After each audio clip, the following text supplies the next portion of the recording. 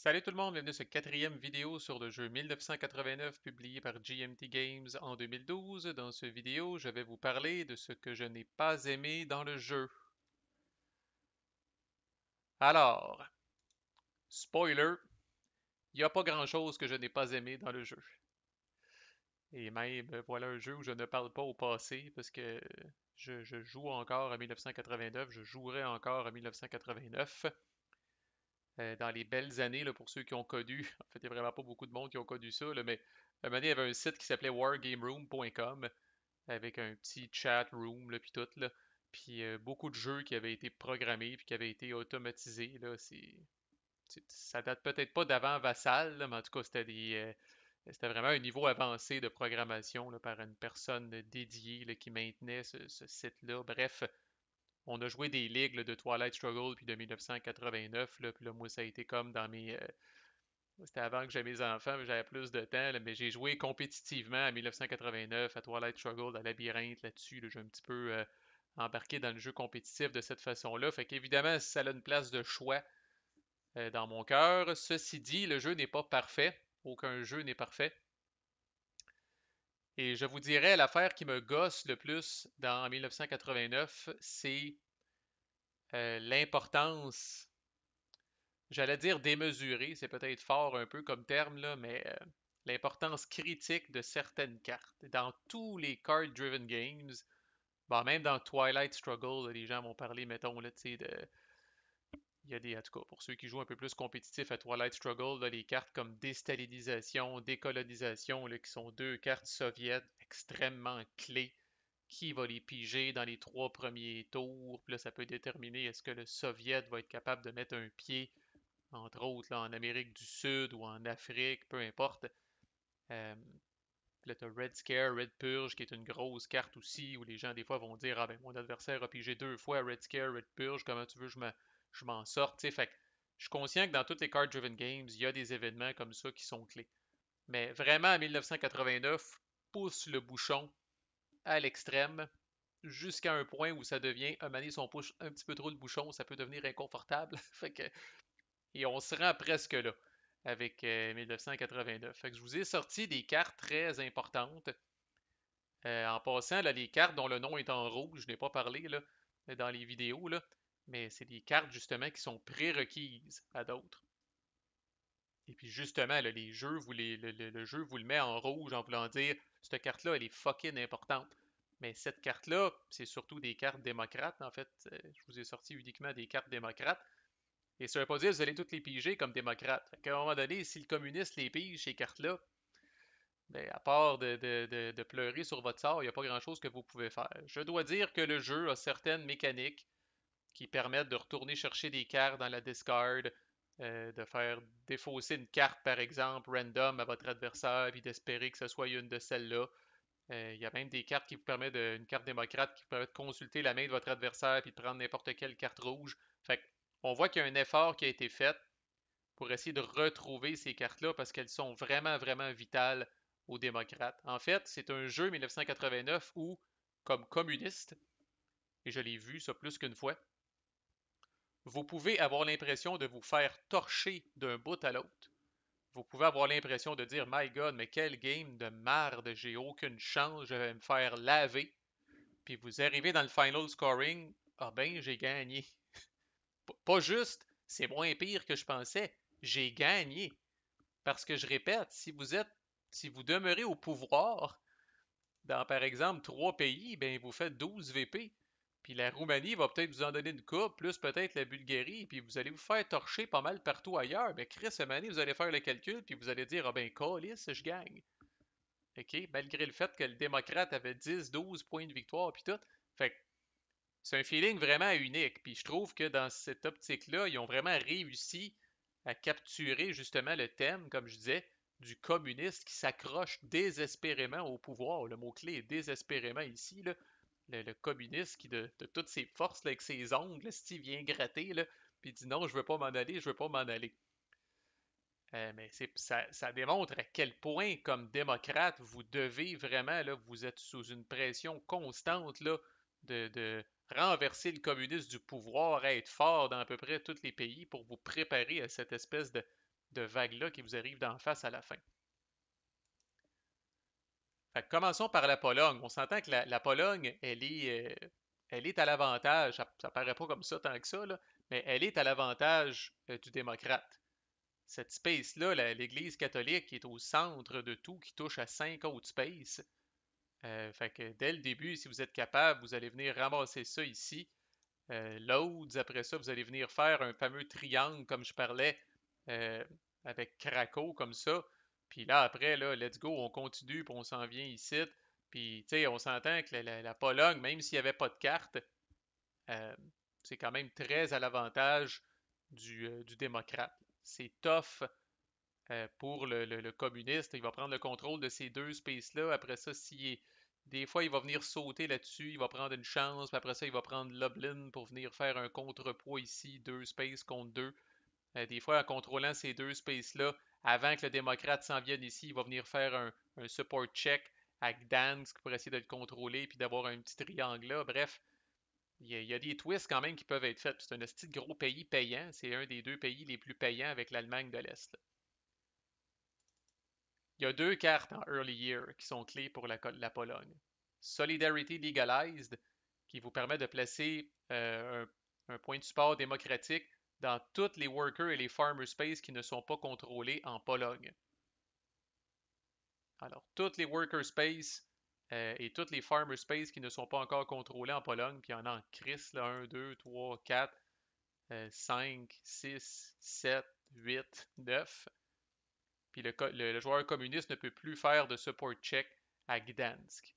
Alors ça, c'est une première carte, et cette carte-là est prérequise à celle-là, qui est forte en crise.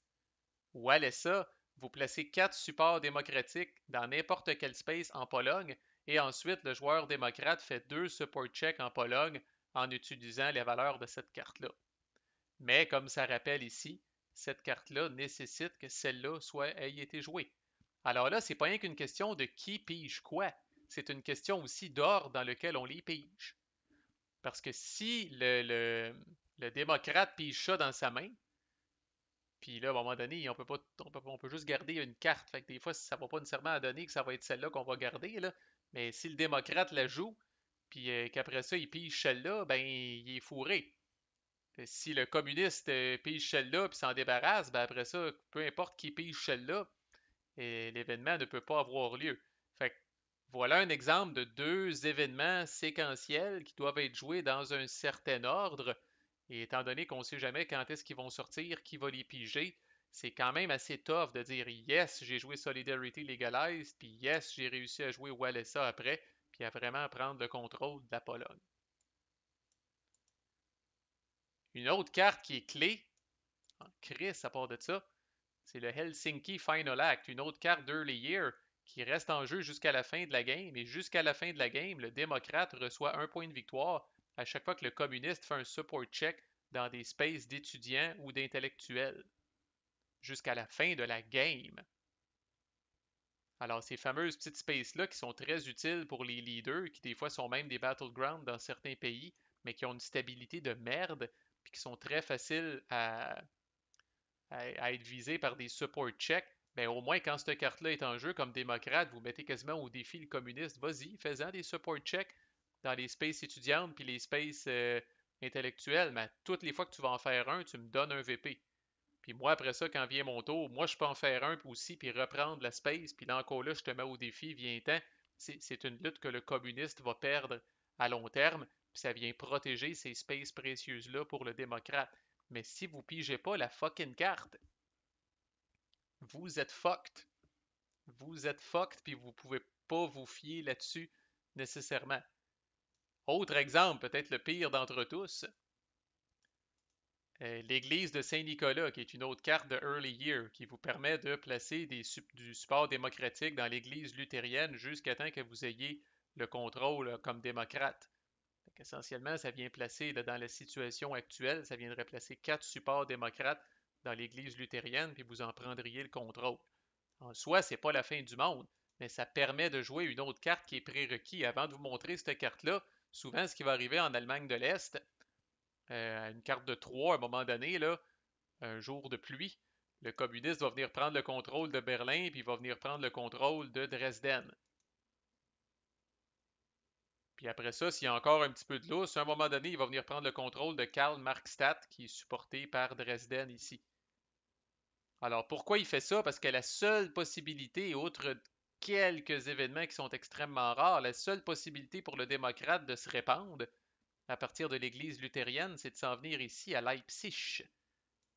Qu'est-ce qui arrive s'il s'en vient ici à Leipzig? Bien, vous aurez compris avec la théorie sur les support checks que malheureusement, il y a 3 spaces ici communistes qui viennent exercer une pression sur Leipzig puis qui va rendre relativement facile un éventuel support check ici par le communiste.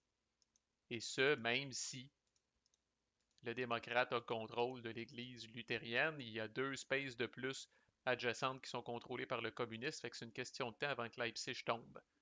Puis une fois que Leipzig tombe, on peut venir prendre le contrôle de Halle ici, puis là après, là, c'est le début de la fin. Là. Donc, mais quand cette carte-là sort, bon, OK, prend le contrôle de l'Église luthérienne, c'est pas la fin du monde.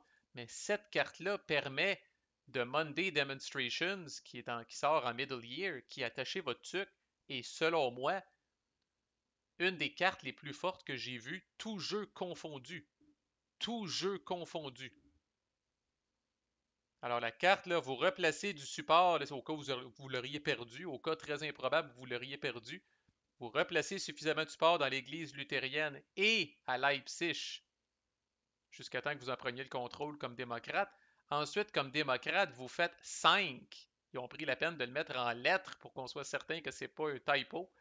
5 support checks en Allemagne de l'Est en utilisant la valeur de cette carte-là, qui est l'une des cartes les plus fortes du jeu, à 4. Alors là, vous allez faire 5 support checks. Alors même si les odds sont un petit peu contre vous, là, la loi de la moyenne, à un moment donné, là, vous allez probablement commencer par Berlin. Paf, vous allez réussir à briser Berlin. Puis là, à un moment donné, peu importe où est-ce que le communiste va s'être répandu, là, bang, bang, à coup de D puis plus 4, là, vous allez finir par vraiment là, amocher son support partout. Puis c'est pas rare qu'au terme de cet événement-là, là, l'Allemagne de l'Est est bleue. Là. Mais qui va piger ça en early year et qui va piger ça en middle year? Et de plus, quand est-ce que la carte de scoring de l'Allemagne de l'Est va sortir? Parce que des fois, on vient d'intégrer les cartes de middle year, on est au début du tour 4, première action round, c'est au communiste. Il joue la carte de scoring de l'Allemagne de l'Est avant. Alors même que le démocrate a peut-être cette carte-là dans sa main, pas grave, on vient de jouer la carte de scoring, puis l'Allemagne de l'Est est l'autre gros pays avec la Pologne là, qui est le plus payant. Là. Fait que des fois, on va expliquer une game tout simplement en disant ah ben East Germany scoring est sorti avant les Monday demonstrations, puis je trouve ça triste qu'on puisse comme résumer une game à dire ah ben c'est une question de séquence, tu comprends, cette carte-là est sortie avant cette carte-là, puis ça l'a un peu. Puis c'est simpliste, il y a autre chose, mais c'est un chunk, la game est tight, le jeu est quand même relativement bien balancé, puis cette séquence-là, à cause que le jeu est bien balancé, justement, cette séquence-là est vraiment, vraiment cruciale. On n'a pas toujours le temps, malheureusement, comme démocrate, là, de s'installer puis d'avoir nos événements forts qui sortent là, pour bien nous positionner. Puis l'exemple le plus extrême, c'est peut-être ce qui est illustré par la stabilité de l'URSS ici, là. Mais en early years, vous avez une première carte qui s'appelle les Saoudis. C'est pas la fin du monde. 1 VP pour le démocrate. Le démocrate peut placer assez de support dans une space de minorité, donc ici ou là, qui sont quand même pas les spaces que c'est la mer à boire. Mais ça permet de jouer de Baltic Way en middle year. Baltic Way en middle year, 3 VP pour le démocrate, un petit peu plus fatigant. Et vous placez encore une fois du support démocrate dans l'autre space de minorité jusqu'à temps que vous la contrôliez. Et ça vous permet de jouer Breakaway Baltic Republics en late year, où là c'est plus 5 VP. Et au cas où vous l'auriez perdu, vous placez encore du démocratique SP dans une space de minorities, mais vous faites aussi un support check en utilisant la valeur de cette carte-là. C'est épouvantable. 5 VP plus un support check de 4, c'est l'équivalent d'un scoring de pays. Là. Mais des fois, on va arriver en early year, puis là, ben, le communiste va piger ça, va le défausser. Après ça, en middle year, on va piger de Baltic Way, mais là, on est déphasé. Là, on a de Baltic Way, mais Saoudis n'a pas été joué, il est quelque part dans le deck. Fait que là, on joue de Baltic Way, Sahoudis revient, mais là, il est trop tard, on va jouer Sahoudis, puis après ça, on va piger Breakaway, Baltic Republics. Fait que je pense qu'ils sont allés fort un peu en termes de ça est prérequis à ça, qui est prérequis à ça, puis l'importance vraiment de ces cartes-là. Là. Vraiment l'importance de ces cartes-là. Puis c'est présent, je le répète, dans toutes les card-driven games. Euh, bon, je pense que pour être capable de jouer NATO dans Twilight Struggle, il faut que vous ayez joué Marshall Plan. Puis quand vous jouez Special Relationship, si NATO est en jeu, vous avez un petit cadeau de plus. Il y a des trucs de même, mais dans ce jeu-là, ces événements-là, là, c'est incroyable. À chaque carte que vous allez piger, là, vous allez dire oh non, j'ai pas pigé l'église de Saint-Nicolas, c'est-tu lui qui l'a pigé, puis tout ça. Puis pour moi, c'est un petit peu trop. C'est un petit peu trop. Mais c'est tout. C'est gros comme point. Dans le fond, souvent, ça va, comme je dis, ça peut expliquer l'outcome d'une game. Puis ça, je pense que c'est heavy un petit peu, là, même si c'est un card-driven game. Puis oui, les cartes font partie du jeu, là. Mais, euh, mais c'est probablement objectivement, mon seul commentaire négatif. Fait qu'on va se garder un prochain vidéo dans lequel je vais vous dire tout ce que j'aime de ce jeu-là. Et puis, bon, préparez-vous à quand même pas mal de fleurs parce que, comme je disais, je suis relativement en amour. Fait que manquez pas le dernier vidéo de la playlist, ce que j'ai aimé de 1989. À plus.